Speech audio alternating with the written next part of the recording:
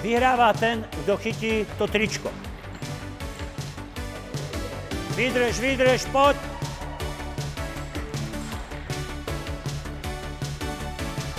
Vidíme chvostíkovú naháňačku v kruhu. Deti vytvoria kruh, jeden člen toho kruhu má chvostík a druhý sa snaží zobrať mu to tričko.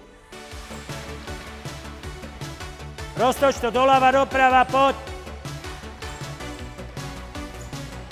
Keď získa ten chvostík, ten vyhráva, ten, kto naháňal, je naháňaný a opačne. No dajte, jak nevesty, chytíme sa za lakte.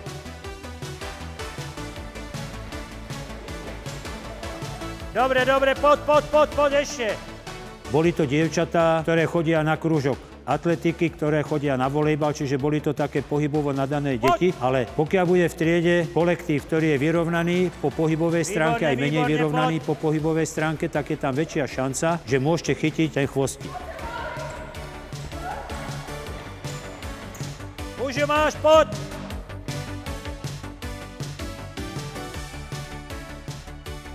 Túto chvostíkovú hráme tak 2-3 minúty a ideme ďalej.